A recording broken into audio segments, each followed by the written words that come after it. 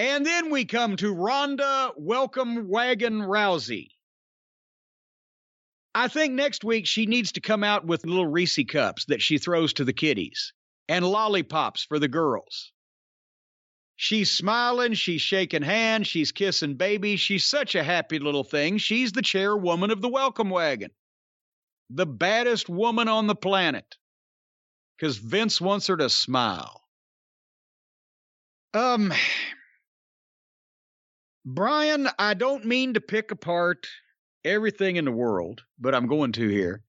Should Ronda Rousey be left standing alone in the middle of the ring with a microphone with nobody there as a life raft, a life preserver, a prompter, somebody to bounce something off of, a little prod every once in a while?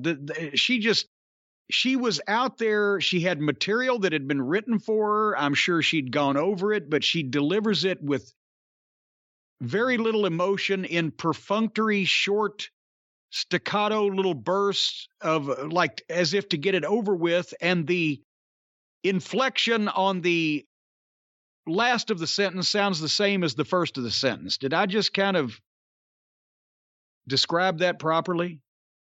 Yeah, and we just saw her, I don't know, 1 week ago, 2 weeks ago in the ring do a promo, and we had the similar thought, which is, why is she in there doing this? This is not good. The scripted stuff, whatever it is, it doesn't feel right. I don't even know how to describe her babyface persona. It's like she's almost like begging the fans to like her. Well, she had the timid look and the dodgy eyes, the darty eyes back and forth a little bit. And she wasn't putting oomph in it because I think we've established that mentally she will second guess herself. She destructed somewhat when she lost the UFC fights. And then she got all frazzled when the fans didn't like her the last time when she left.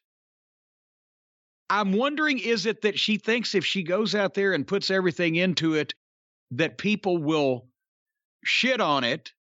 And so she's just doing it like that because she doesn't want to be over the top. I don't know what. She doesn't look comfortable.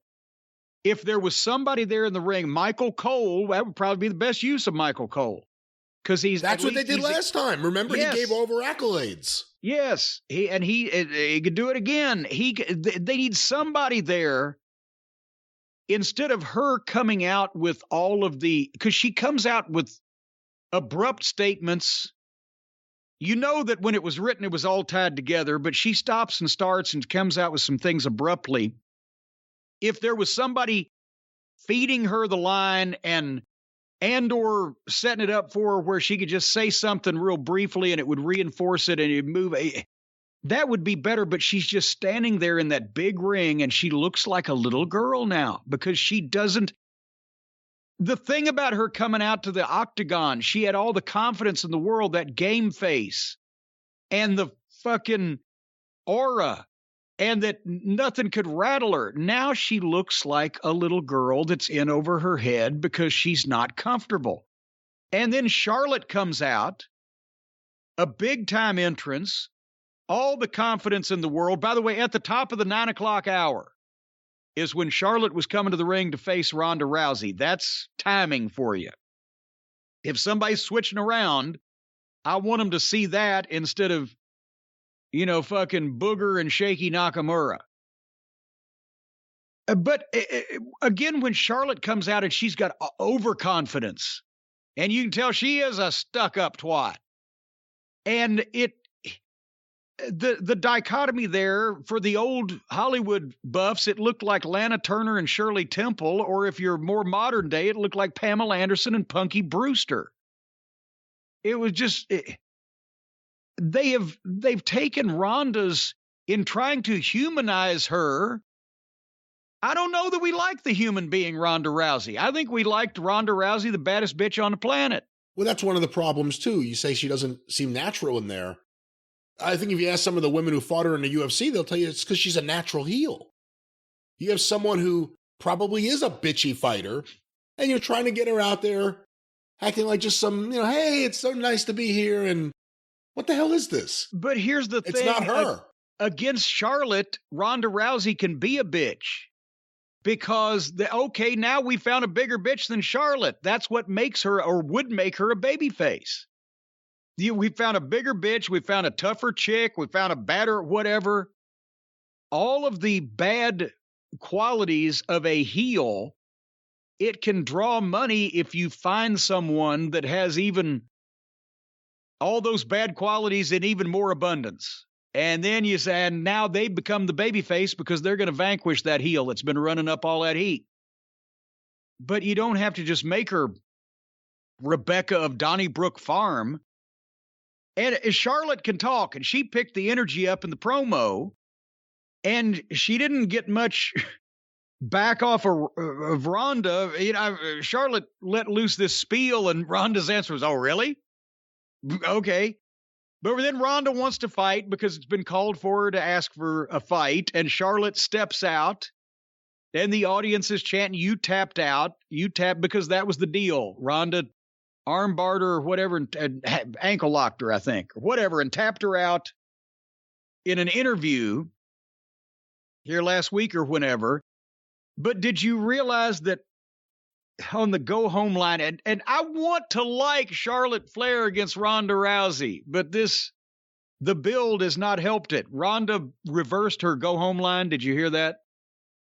I did not hear that. I missed it. The go home line was supposed to be at WrestleMania or whatever, "You're going to tap out or I'm going to go home with your arm." Right?